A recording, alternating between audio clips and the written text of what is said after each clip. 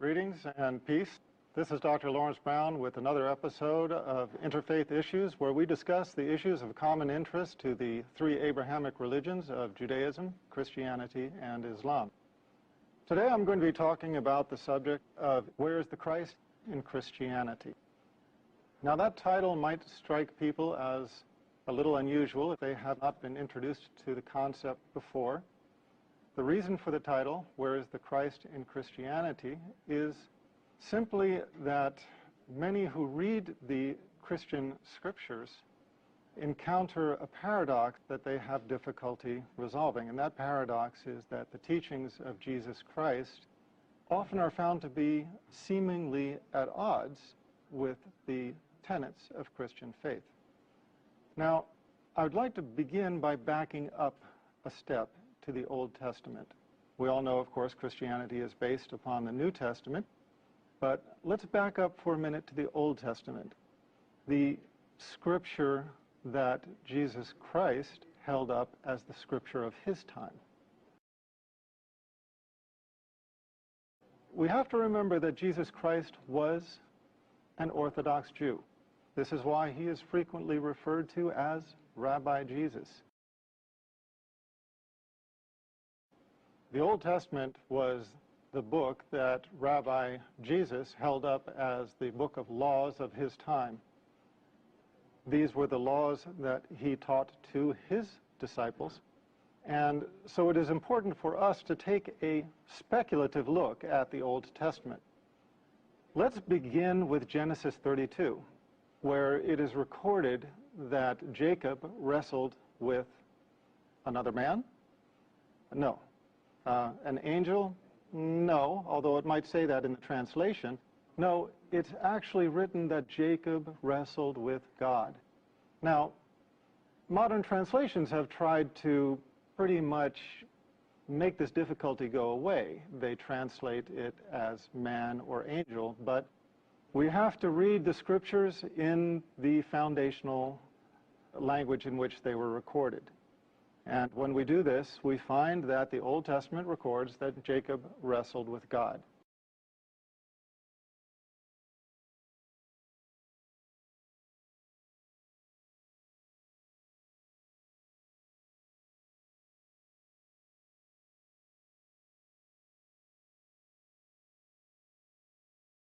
Now, let's put this into perspective. Our universe is vast. How vast exactly is it? Well, take 240, add 21 zeros after it, and that's how many miles the universe is in diameter.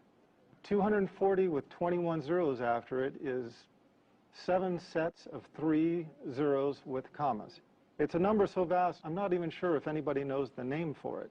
And on top of that, within this known universe, we have over 1 billion galaxies, and the universe, despite its vastness, is still expanding at 90% the speed of light.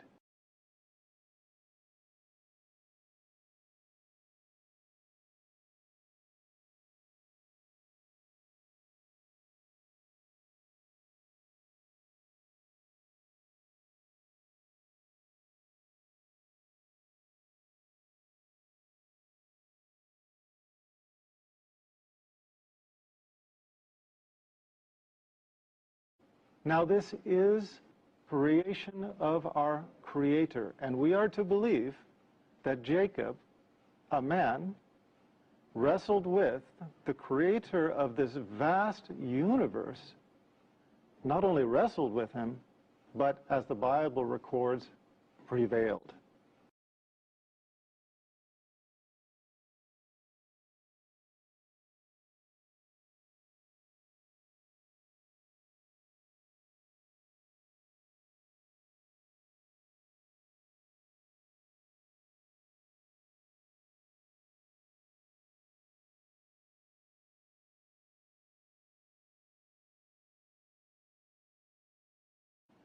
It records that Jacob prevailed in wrestling against God.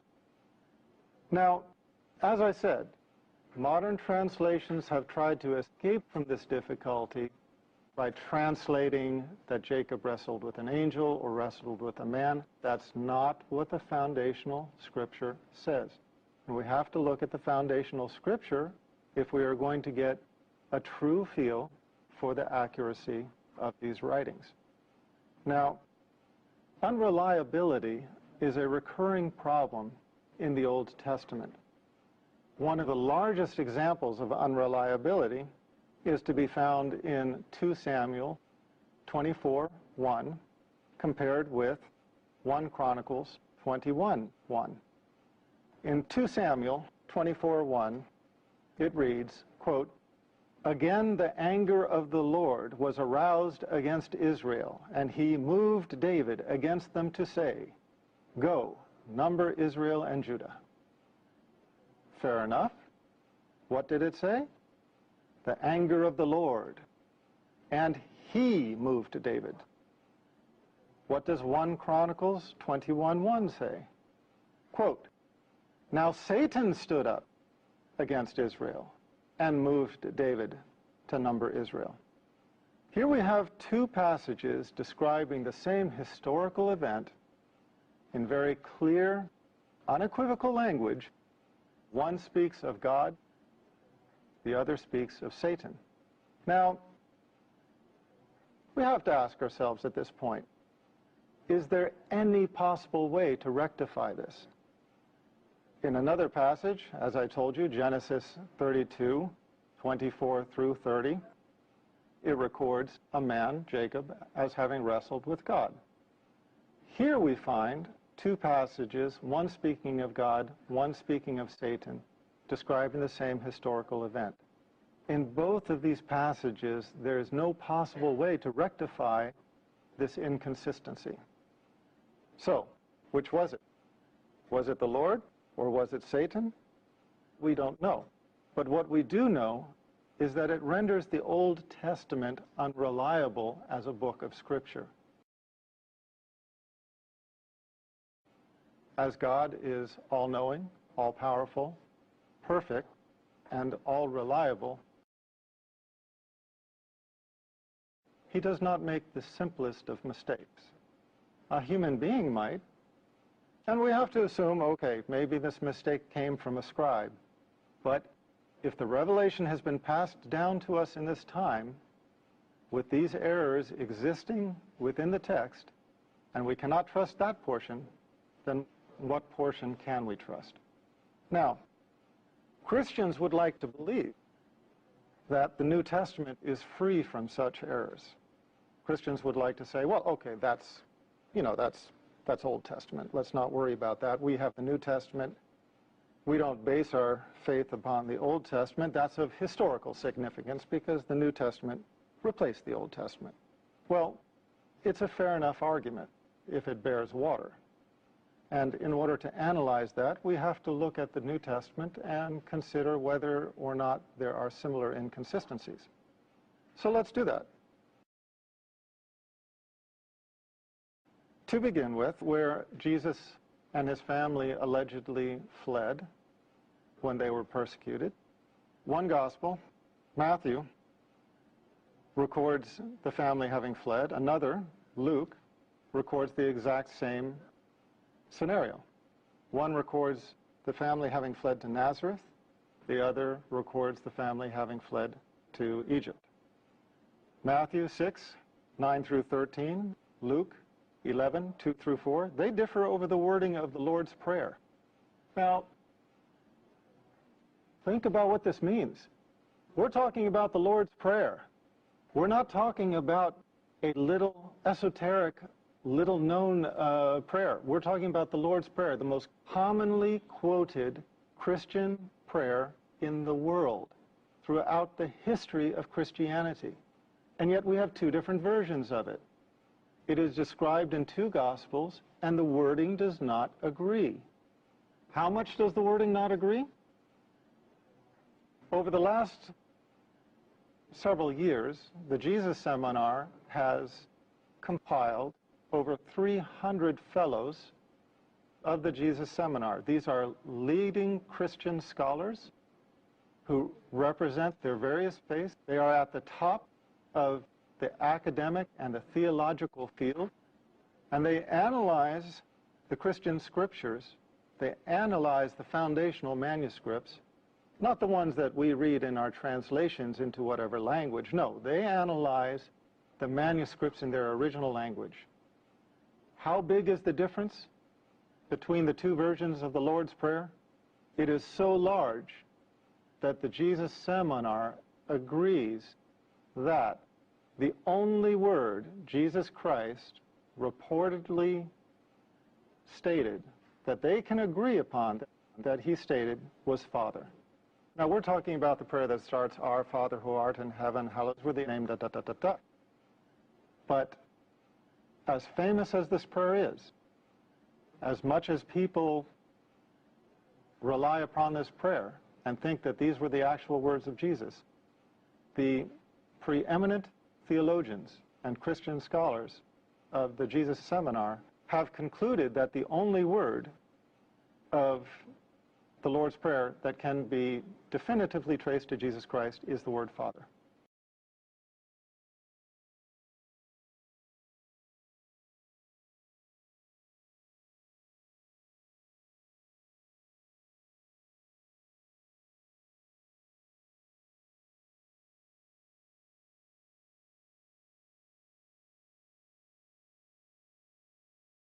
So this gives us some idea of the problems that exist in the New Testament as well. Matthew and John disagree over another point of critical importance. In Matthew 11, 13 through 14, and chapter 17, 11 through 13, and John 1, 21. These two Gospels disagree over whether John the Baptist was Elijah or not. In one case, John the Baptist described as Elijah. In another case, he is disavowed as Elijah. Again, you can't have it both ways. And in a book of God, we don't expect to find this kind of discrepancy. We don't expect to find discrepancies like who carried the cross. In Matthew, Mark, and Luke, Simon carried the cross. In John, Jesus Christ carried the cross. Again, which one was it? We don't expect to find differences over little things, such as what was the color of the robe that he was wearing? Scarlet, as in one gospel, or purple, as in another? Did the Roman soldiers put gall in the wine, or did they put myrrh? Look at the Gospels. You will find parallel stories that do not agree. Was Jesus crucified before the third hour, as in Mark 15:25, or after the sixth hour, as in John 19, 14 through 15. Now, before the third hour and after the sixth hour, there is no way of reconciling these. There is no way that that time frame can overlap. You cannot have it both ways. And we are only talking about the events that are recorded leading up to the alleged crucifixion. After the alleged crucifixion, all similarity between the stories becomes almost unrecognizable. Now, that's a hefty challenge. And I would challenge the serious and the sincere to go and read the Gospels, look at them side by side, and compare the stories after the alleged crucifixion to see exactly on what details they agree. One of the most important details that they do not agree on is the last words of Jesus Christ. Now, think about this. Throughout time, whenever you have a famous personality, when that person is dying, their followers, the people who love that person or emulate that person or want to just write history books about that person, they hang upon their deathbed waiting for their last words. You can even find books about this. There's one book called Famous Last Words. And what is interesting is that there is no disagreement about the last words of the famous personalities in books like Famous Last Words. But when it comes to Jesus Christ, one gospel records that his last words were, "It is finished." Another gospel records that his last words were, "It is finished." No, not at all. The other gospel records that his last words are, "Father, into your hands I commend my spirit." Which is it? Again, you can't have both. You can't have he said this and then said that and they were both his last words. No. If you said this and then you said that, this is no longer his last words.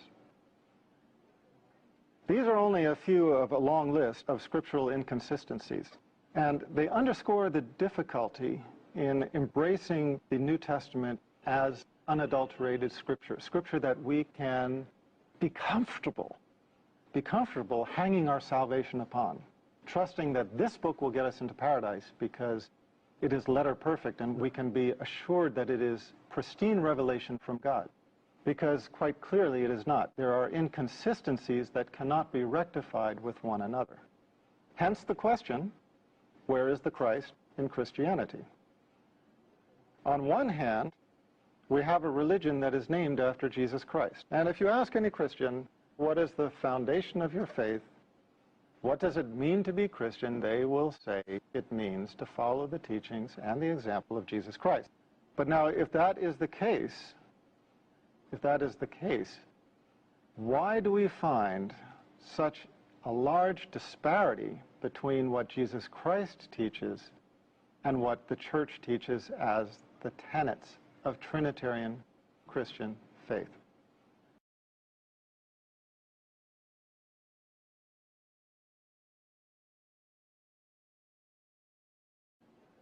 Let me give you some examples. Jesus Christ taught Old Testament law. That's why, as I said in the beginning of this talk, he's known as Rabbi Jesus. Paul negated it. Jesus Christ taught that God is one God.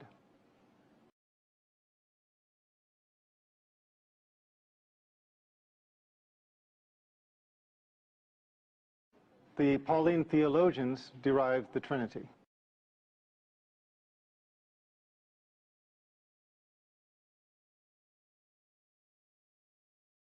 Jesus called himself the Son of Man 88 times. 88 times he called himself the Son of Man. Not once did he ever call himself the Son of God in a literal, begotten, not made sense. What did Paul call Jesus Christ? The Son of God. What do Christians know Jesus Christ as now? Allegedly the Son of God. We have to ask ourselves, when we are following the tenets of Christian faith, or those who follow the tenets of Christian faith, what are they adhering to more closely, the teachings of Jesus Christ or the teachings of Paul? And make no mistake about it, they are not the same.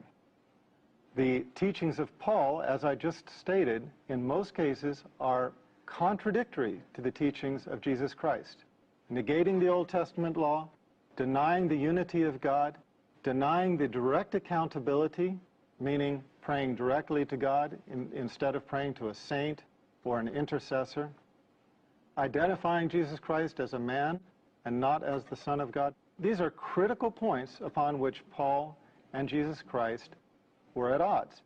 Paul was not only at odds with the teachings of Jesus Christ, but he was corrected by Jesus' disciples. It is well documented in the New Testament, the animosity between Peter and Paul, the animosity between James and Paul.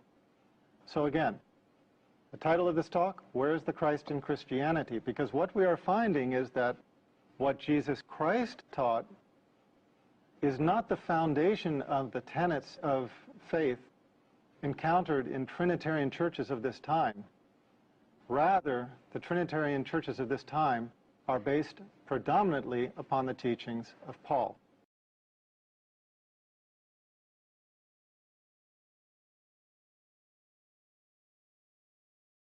How recognizable is this? Is this something that I am seeing for the first time nobody else has seen? Is this something that has escaped the knowledge of Christian scholars? Not at all. They are well aware of it, but they are shy to talk about it. Let me read some quotes. Lehman contributes, quote, "What Paul proclaimed as Christianity was sheer heresy, which could not be based on the Jewish or Essene faith, or on the teaching of Rabbi Jesus. But, as Schoenfeld says, the Pauline heresy became the foundation of Christian orthodoxy, and the legitimate church was disowned as heretical." Was this only to be found in the writings of Lehman? No. Bart D. Ehrman,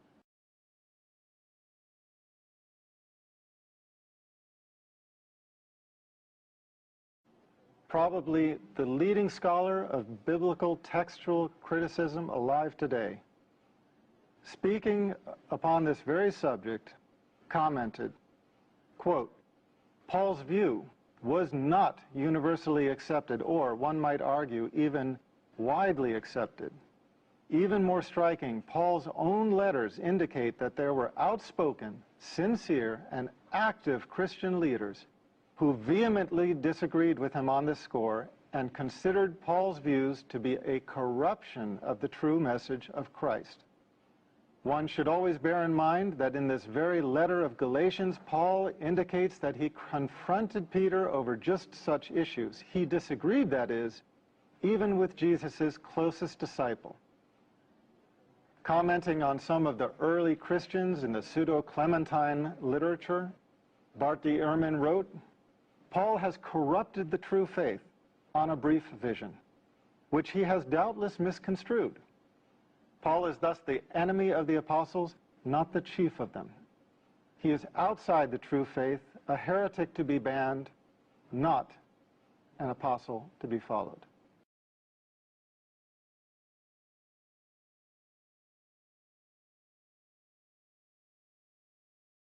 Joel Carmichael, quote, we are a universe away from Jesus.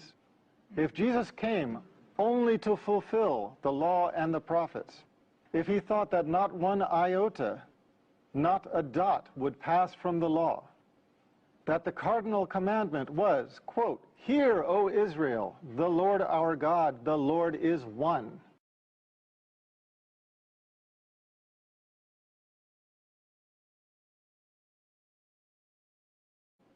And that no one was good but God, what would he have thought of Paul's handiwork?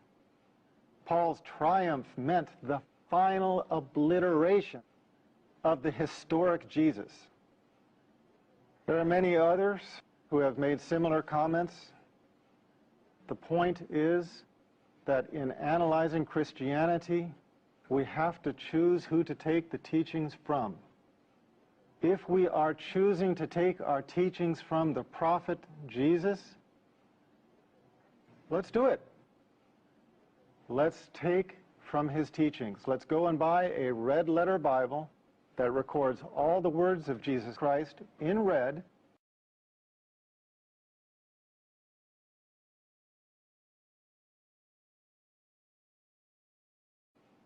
And we will find everything that Jesus said very clear. You will find everything that I have spoken about in this last 20 minutes. You will find him speaking of one God. You will find him speaking of himself as the Son of Man. You will find him speaking of direct accountability. You will find him speaking of the fact that he was an ethnic prophet, etc., etc.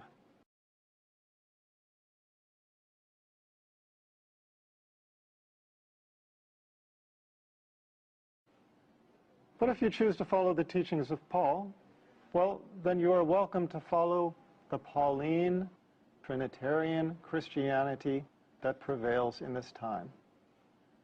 But before you do that, I would suggest one thing. Let's take a close look at these issues I have described. Jesus Christ teaching that there is only one God.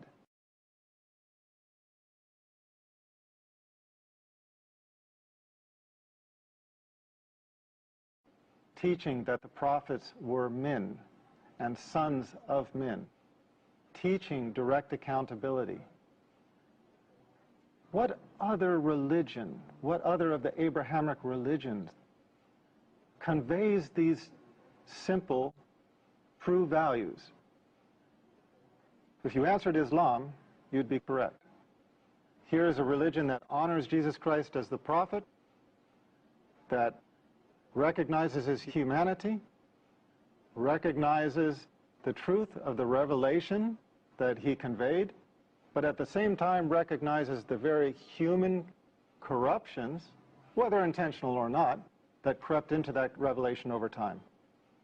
At the same time, Islam is a religion of Tawheed, belief in the oneness of God, as Jesus professed.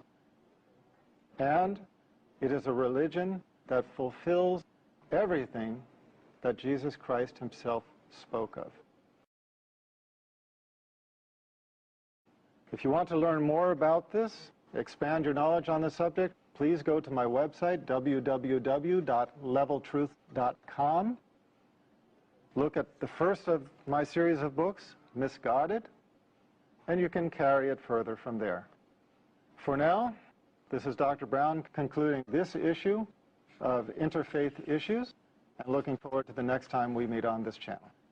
Peace, and thank you for sharing this time with me.